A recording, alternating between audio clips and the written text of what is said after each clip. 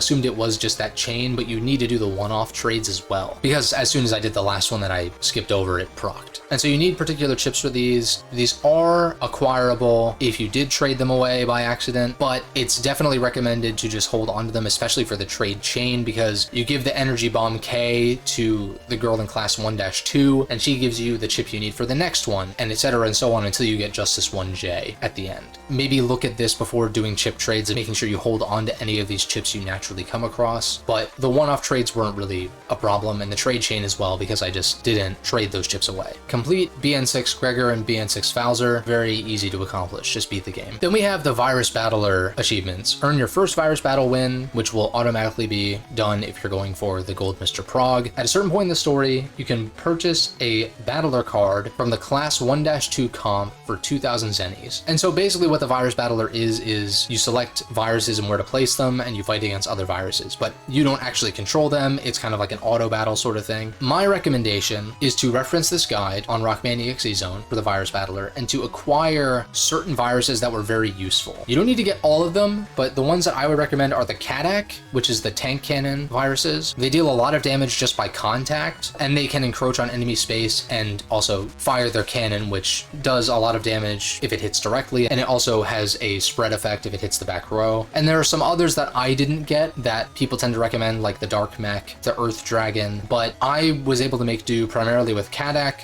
Starfish, Haunted Candle, Armadillo, and Honey Bomber, and Fighter Plane. Hetty and Swordy are also useful. And so in order to acquire these viruses, you have to fight, I think it's 16 of each of those virus species, and you can fight those anywhere throughout the game. Probably a good idea to just fight pretty much every encounter throughout whatever playthrough you're going to do this on. So that way you have a chance of just encountering these rare viruses. So like you'll encounter the rare virus, you defeat that, and then that gets added to your list of viruses for the Virus Battler. And then once you've acquired these viruses, which you probably should just do up front, honestly. You can kind of make do for some of the early ones, but for the golden one, you're definitely going to want specific viruses in certain cases. There is a guide on GameFAQs for certain viruses to use in different orientations of where to place them. I found those suggestions to be hit or miss. Sometimes they were useful, sometimes not. Sometimes there is an RNG component because of the way certain viruses move, may not be the same from attempt to attempt. But if you acquire those 5 or 6 viruses, and even if you acquire some of the additional ones that the GameFAQs guide suggests, you're going to be all set. In fact, I found the gold Mr. Prog to be like not even as difficult as some of the earlier ones because I didn't have as many viruses to choose from. The locations of these 5 virus battles can be found on this same guide, and I guess I forgot to mention that there is in the Legacy Collection a reward for beating the gold Mr. Prog that is a mega chip that you will need in order to complete that request that I mentioned earlier. And so you kind of need to do this one first before completing this one. You can do 34 out of 35 of the requests, but then you're going to need to do this to get Django 3. And you also need to do the restored Django Solar Boy quest as well. That's pretty easily Googleable, but just a real quick rundown. Underneath the big tree in green area, there's a portal that takes you to Undernet 0, at which point you can fight Base. Now the Base fight isn't a joke, and you can actually access it very early in the game. But you beat that fight, you get the Bat Key, at which point you go to the Underground, which is a late game area, and there's a door that you need the Bat Key to open. You explore around there, and then eventually you proc the quest once you hit a certain point in that map. And then you do need to grind for the Count Mega Chips. You get the first one automatically. I got the EX Count chip automatically on his second form, and then I just basically had to grind for his SP chip, which I, like I said before, kind of save scummed my sneak runs to not use as many. But the encounter rates are pretty low, so it might take a good number of soft resetting before you actually encounter him, let alone S rank him for the SP chip. But yeah, there should be 45 mega chips in total in the Legacy Collection version of BN6 for getting the Mark of M, as they call it, to access Graveyard 2 to get the Anubis P chip. And then the last set of trophies are like super fucking easy. Technically, you can avoid getting the crosses in BN6 beyond the first one, being Heat Cross in Gregor and Aqua Cross / Spout Cross in Fowler, but you're gonna want these anyway. Like, these crosses are part of what makes BN6's gameplay so fun and dynamic. You do a little sub quest, and then you battle said Navi in order to acquire their cross. You just need to make sure you actually use them in battle, which, unlike BN4 and 5, you don't need to sacrifice anything. You just press up from the custom menu in battle, and you can just select it. So very easy to do once you've gotten them. And that's it. If anyone has any additional clarifications or questions or whatever, feel free to leave them in the comments down below. I will do my best to answer. But that's about all I've got for this one. Don't forget to leave a like and subscribe, of course, if you enjoyed, and I will catch you guys in the next video.